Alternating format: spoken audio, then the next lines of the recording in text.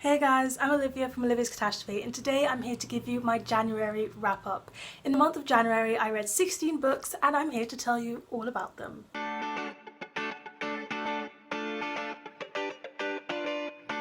So I started off the year with reading my graphic novels, and the first one I read was Monstrous, and this graphic novel is written by Marjorie Liu and the drawings are done by Sana Takeda, and this was my first 5-star read of January and 2019.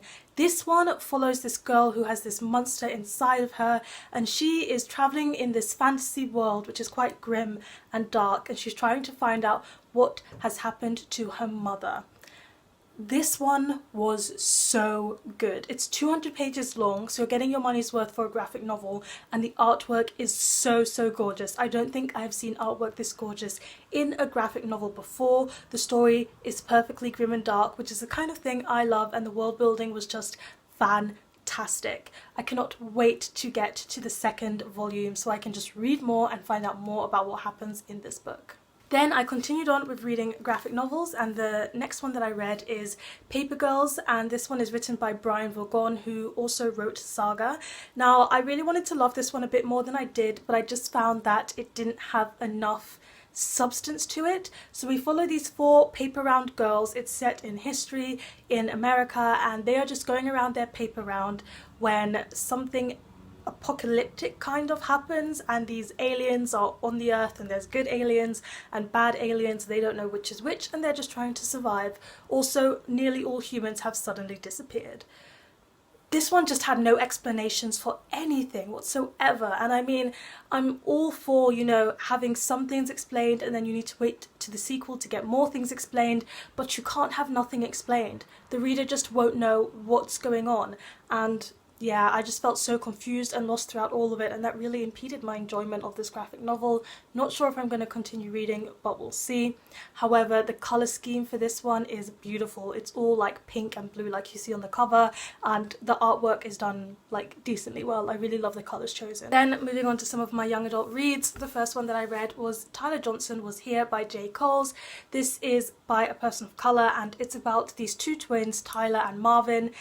They go to this party and things go completely wrong, and a couple of days later Marvin finds out that his twin brother Tyler is dead, and he was killed by the police in complete brutality. So this is a police brutality book, and it was just so hard hitting. I really enjoyed it because I could relate to a lot of the, you know, black culture in this one, and I could really relate to it. But don't think this is an Own Voices review, because I am not African American, I don't live in America, and we don't face police brutality like the Americans do here in Britain. So even though I know a lot about American police brutality and all the things that are going on, I've been like keeping up with it online, it still shocked me. It still shocked me the way they had to live their lives, what happened to them, the follow-up. I don't know, maybe because I was reading it and I just felt so close to the characters, it just knocked me right out, and it was such an emotional book. Next up we have another young adult read, and that is Genuine Fraud by E. Lockhart. I read We Were Liars like a while ago and really enjoyed it, so I was very much looking forward to getting to this novel of hers that she's published, and this one was fantastic. I was on a wild ride. So it follows this character called Jewel. I'm not going to tell you much about her. When you meet her, she's in this hotel and she's on the run from this detective that is following her. This is a book that starts at the end and then it rewinds and rewinds and rewinds and goes back to the beginning. So you're getting the story from end to beginning instead of beginning to end like you usually do. And it was just so well done and so cleverly done. Things about the plot just kept getting revealed the further back we went, and then you get into this question of whether the main character is a good character or if she's a bad character or if she's just an entirely unreliable narrator and you shouldn't take anything she says as the, you know, complete and honest truth. I was just on a wild ride. The writing style was perfect for a young adult thriller. Short sentences hooked me, suspense. I was doing assignments so I couldn't read it in one sitting, but I just wanted to read every opportunity I could. Next up I'm going to talk about an ebook that I read, and that is The 1000th Floor by Catherine McGee. This one totally surprised me. I didn't expect to love it as much as I did, but one thing I really love reading about is cross genres, and this one just cross genres so well. So it's a sci-fi, but I would also say it's a contemporary. So basically it's a contemporary novel with contemporary themes just set in a sci-fi world. It follows these teenagers who live in this huge futuristic skyscraper, and if you're penthouse level or on the 1000th floor or the 999th floor, that shows how rich you are. And then if you're on the lower floors, like the 10th floor or the 9th floor, that means you're very, very poor. So you can see that there's a hierarchy system, and it's got some classism themes going on. But it's about these teenagers, and there's a lot of point of view, so be ready for that. And all of them come from different floors, and they all are on one floor doing things, but they come from different floors. They've got different secrets, and they've got different connections to each other and relationships. And throughout the book, all these characters just tangle their relationships up so much, and then at the end, like, this big thing happens, and I was shook, because when I was reading at the beginning I was like, oh, this is just all relationship drama, it's so, you know, contemporary cliche, but I was still addicted to reading. And then, you know, the secrets unraveling and everything kicked in, and I was like, this author is actually a genius. The prologue opens with one person being pushed off of the tower and falling off the tower to her death, but we don't know who this character is, and we don't know why they're falling to their death. So you have to read the whole book to find out what events led to that, and I think the prologue was used very cleverly. I was so hooked. It's quite a long book, but again, I was reading whenever I wasn't doing assignments. Then we're going to go back to physical books, and I read Engelen in het Donker by Lauren Kate, which is originally written in English, and it's called Angels in the Dark. It's a Dutch book. It's a novella collection of all the novellas that had to do with the Fallen trilogy by Lauren Kate.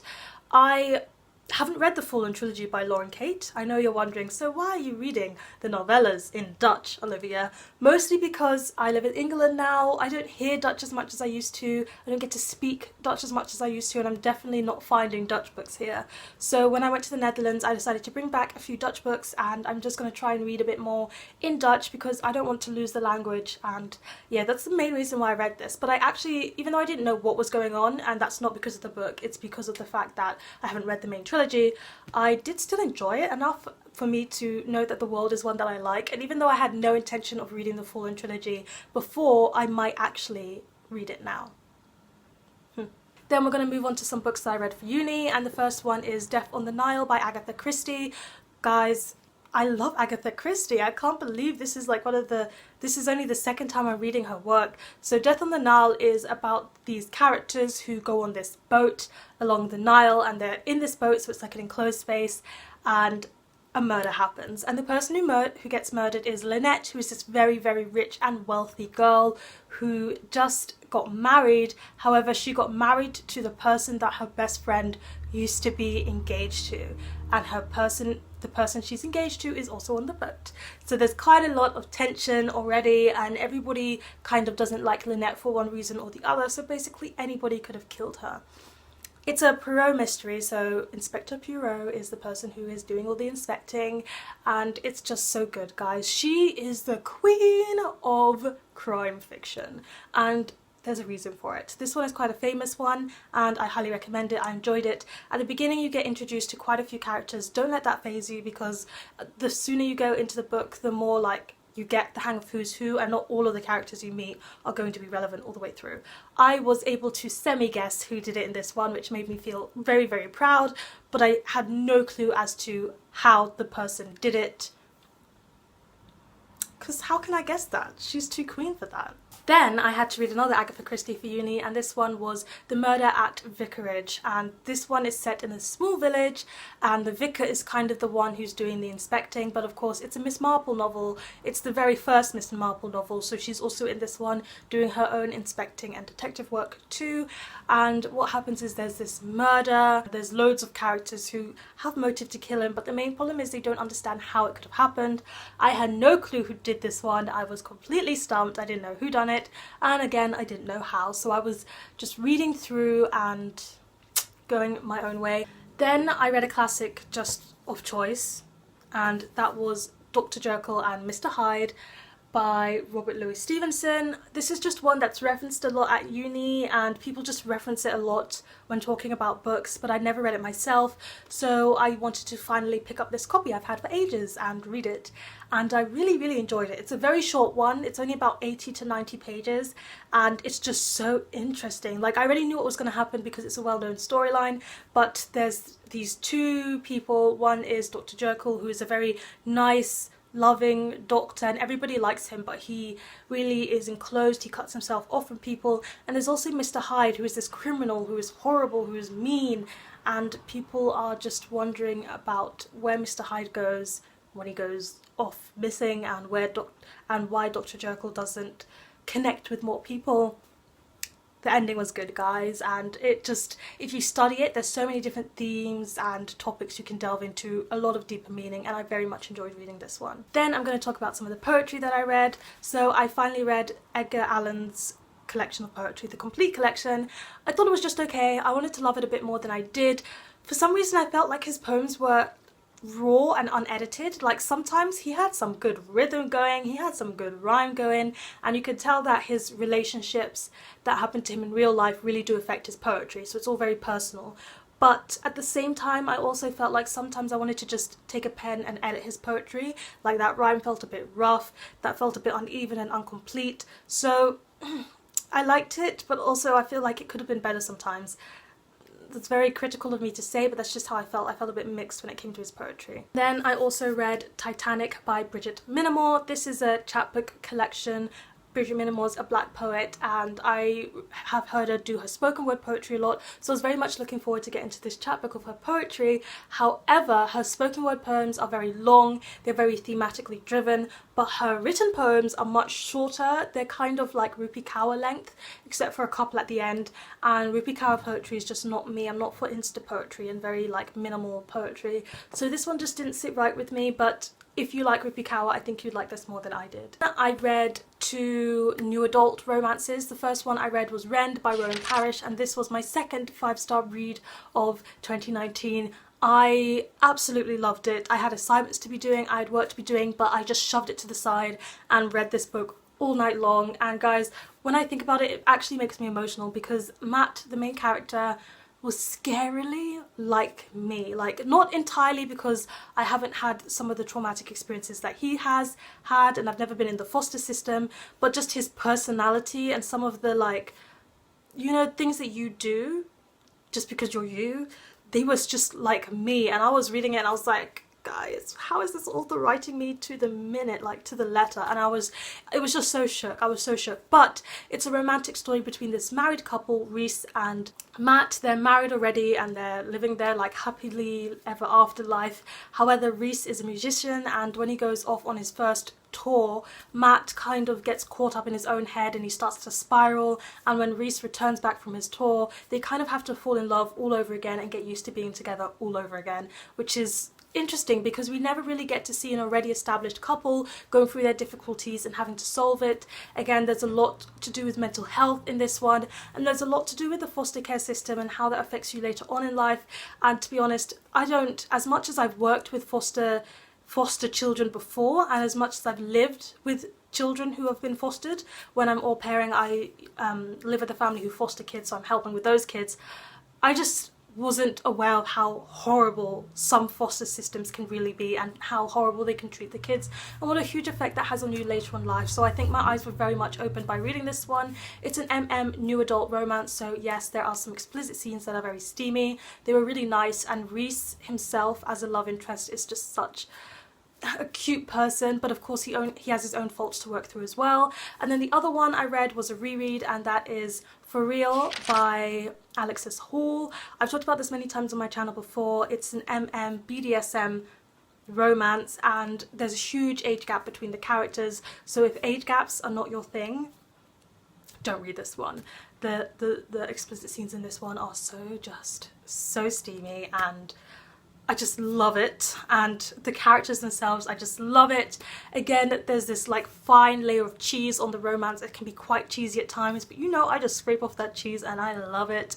And Alexis Hall is just such a brilliant writer. One thing that I want to tell you about his writing is that even though he is writing BDSM romance. You can tell that he's someone who studied English literature and creative writing, because his references sometimes are just so on point and out there, and he's like referencing classic books. I love it. And the last three things, the three books that I read were plays. They were Shakespeare plays, and I'm just going to rattle through them because this is quite a long video already. So the first one I read was Richard II by Shakespeare. I had to read it for uni and I didn't really like it.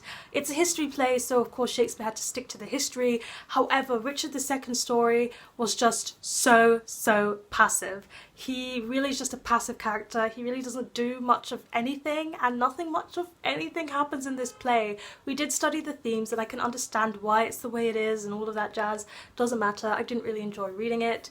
Then I read Antony and Cleopatra by Shakespeare, and this is another history play that follows Cleopatra's story and also her love affair with Antony, who is a Roman warlord, I guess. It was alright. It was just very military. A lot of military talk, a lot of military happenings, and of course there's the romance all through it, but it's kind of overshadowed by all the politics you have to go through. Again, it wasn't really my thing. It was a nice enough play, just not really my thing. And then lastly, I reread King Lear, again for university, and this one is about a king who decides that before he dies, he's going to, like, before he's actually dead and passing on his inheritance, he's going to split his kingdom between his three daughters. He gets betrayed, a lot of jazz goes down, and I actually really like this play. I think that it really raises questions about good characters or bad characters, grey area characters, if you are the one who have caused your own problems and it's karma coming around, or if other people are just being mean to you. And I think the themes and symbolism is done very well here, and there's some beautiful writing. There's also a fool character who is really wise, and I'm always here for fool characters in Shakespeare. Thank you so much for watching this video. Those are all the 16 books that I read in January. Please leave a comment down below telling me what your favourite read in the month of January was. Thank you so much for watching. Give this video a thumbs up if you enjoyed it. Hit the subscribe button to see more, and don't forget to hit that notification bell to be updated every time I have a new video, and I'll see you guys in the next one. Goodbye!